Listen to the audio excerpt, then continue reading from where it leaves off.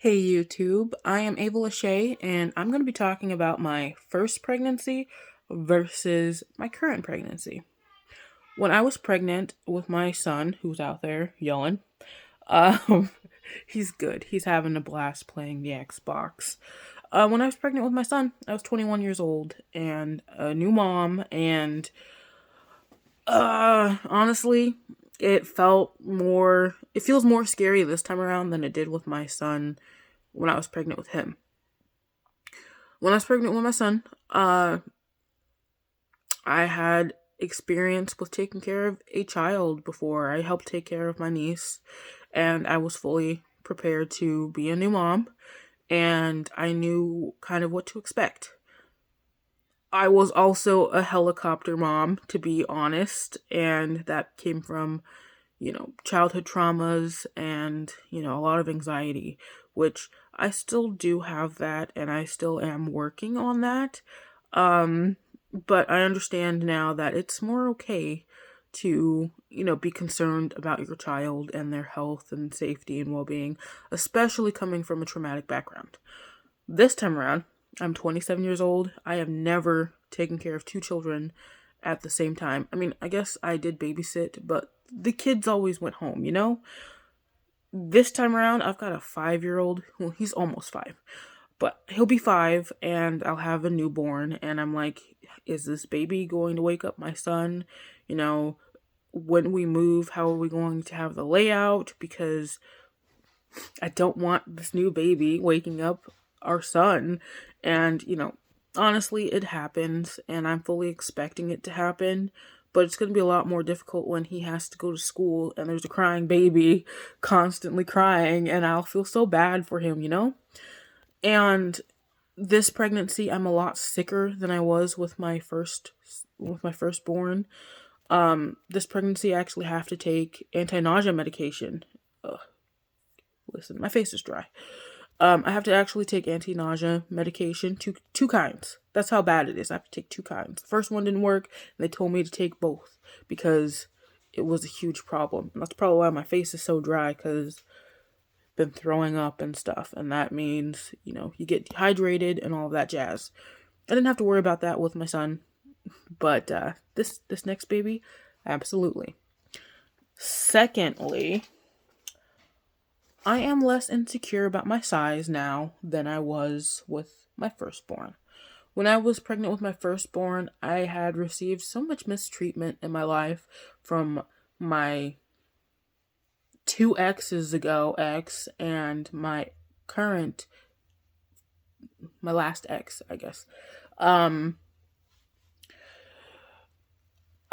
they were just very disrespectful, obviously abusive, and didn't treat me well. And honestly, society hadn't treated me well either. I've got PCOS, and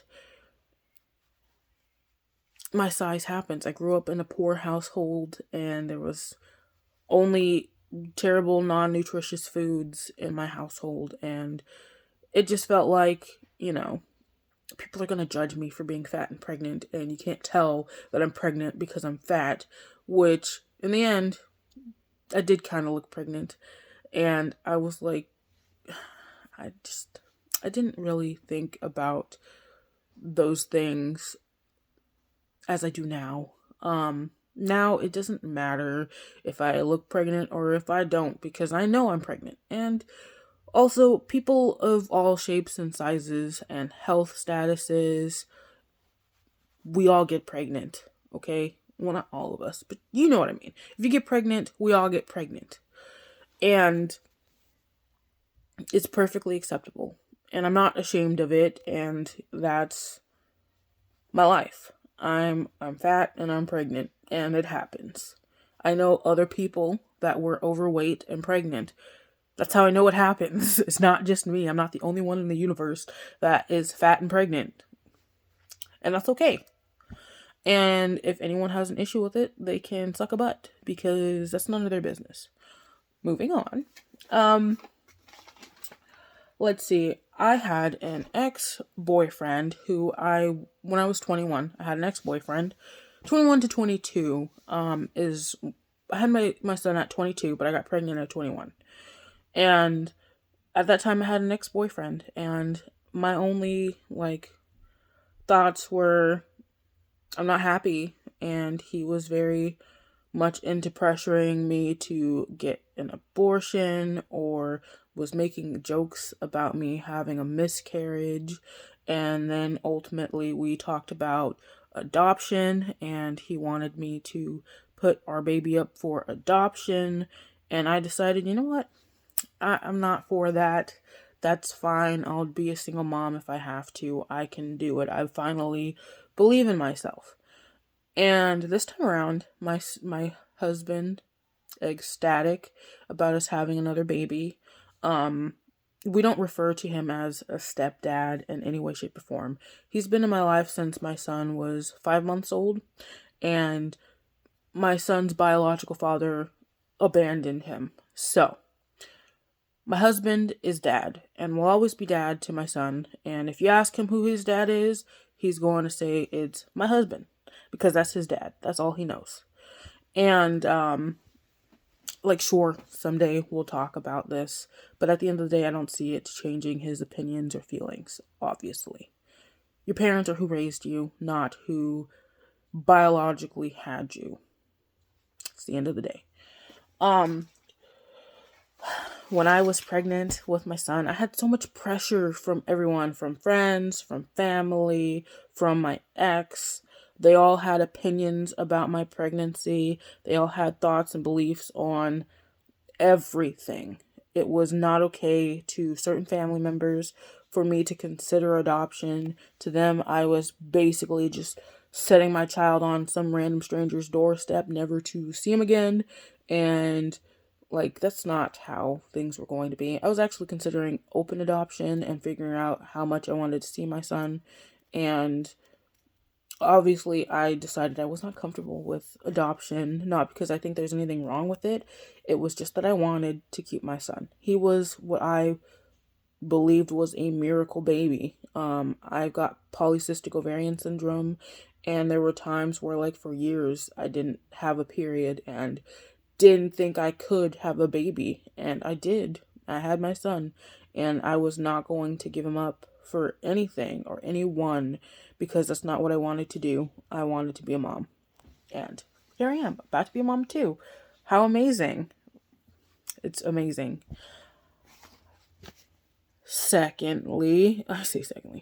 Next. I've got more money now than I did when I was pregnant with my son. When I was pregnant with my son, I was working at a crappy movie theater and a Payless, and the pay was definitely less than what I was hoping. The movie theater was crappy because they'd put you in this little hot room to sell box office tickets, and it was the middle of the summer. There was no air conditioning. It was very hot.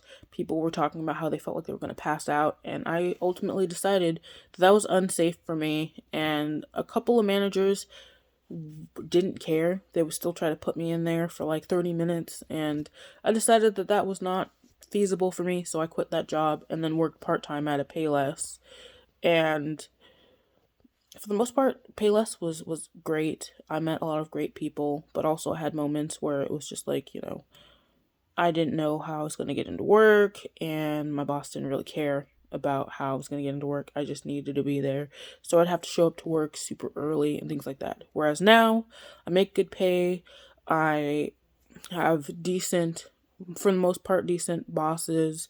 And if I have any issues, they understand, and I don't have to figure out some way to come in. If I can't, I can't, And as a 27-year-old, I know my worth and value, even in a working field. If I can't come in, I'm not coming in. But at 21 years old, I had so much anxiety, and I'm like, oh my gosh, if I can't come in, I'm going to get fired. No, that's not how that works. Continuing, my mental health diagnosis. When I was 21, I didn't have a mental health diagnosis. I just thought that I was just weird, and I thought that there was a bunch wrong with me and I was never going to be normal. And that was very sad and depressing for me. Whereas now I know what's going on with me mentally. I have a therapist and a psychiatrist, and things are going a lot better now. Not only am I not in an abusive relationship, but overall I have the mental help that I need, and so things are automatically way better based off of those two things. And you just learn what you will and will not put up with, which is the next topic. When I was pregnant with my son, I had a doctor that didn't really listen to me or respect my decisions or boundaries in regards to my weight and stuff. And you know, I understand that your doctors want you to exercise and be healthier, as healthy as possible while you're freaking pregnant. And that's reasonable and understandable. But if I'm really tired and pass out, just sitting in a freaking chair or on the couch, you think I'm gonna get up and go for a freaking 30-minute to an hour long walk? No, I'm going to sleep. And she didn't really care that I was tired and first time being pregnant, didn't know what to expect. I did not expect to be that exhausted. And to her, it didn't matter. To her, I just needed to exercise and stop complaining. And that is not okay. That is not okay. Your doctors shouldn't be talking to you like that. And your doctors shouldn't be treating you like that. And you should not be nervous or have anxiety to go to your doctor. They need to be understanding. They need to be compassionate. And if your doctor is not, then they're not your freaking doctor. You need to go find someone else. And with that being said, I will not be putting up with abusive partners. Not that I have to worry about that. My husband's amazing, and he's the best partner that I've ever had. I can hands down tell you that my husband is the best partner I have ever had. And I will also not be putting up with family and their opinions about my life and be putting up with mistreatment from my family anymore. And this took me a long time to sort out and deal with. I set boundaries and they were still crossing the boundaries. And as far as today goes, if you're angry and you don't want to talk to me, that's fine. Of course, I'd rather have family in my life, but not if they're going to mistreat me or talk down to me or yell at me or any of those things. And it's not to say that I don't get mad and argue and yell during arguments. And I'm not saying that that is okay behavior. But, if someone's yelling at you, obviously you're going to stick up for yourself. And if somebody has opinions that are intrusive about you and your life, you need to stick up for yourself. And that's what I learned. Continuing on to the next topic. Let's see. Did I already talk about my mental health? I think I did.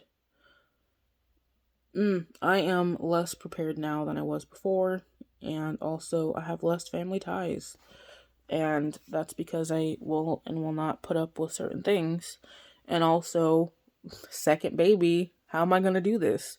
2 babies, new territory, And lastly, not lastly, I have two more left. I have different hopes and dreams. When I was 21, my only thoughts were, I hope that my shitty boyfriend proposes to me someday. And honestly, he did, and it didn't last long. I wasn't even excited about being proposed to. I just felt like this isn't gonna work out. And all I wanted was to make sure that I had a roof over my head, and I was hoping that he would propose to me someday and that we would get married, and maybe then, life would be better for us. No, that ain't how that works. And I'm in an amazing relationship now, and currently my hopes and dreams are that we will save up enough money to someday relocate to Hawaii and buy a house out there and start our lives out there. We'll continue our lives out there. We already started our lives. And lastly, I'm less concerned about caffeine. I know this is like a dull note to end on, but when I was 21, I remember crying because I had root beer that was caffeinated, and I was like, oh no, I shouldn't be having caffeine. Whereas now I literally had a freaking frappuccino yesterday. I looked into how much caffeine was in it, and I definitely did not have more than just the cappuccino in regards to, oh, sorry, the frappuccino in regards to caffeine. Even though I made sure that the frappuccino had less caffeine in it than my allotted amount. And that's a good thing to do. But I was not going to cry over the caffeine in the frappuccino. It was actually a really good caramel frappuccino, guys. Um, but overall, those are the things that are different now versus then. If anyone wants any more information on my life now, or my crappy exes, or how amazing my husband is, and our family life and family dynamic, please do message and comment and all of that jazz. Thank you.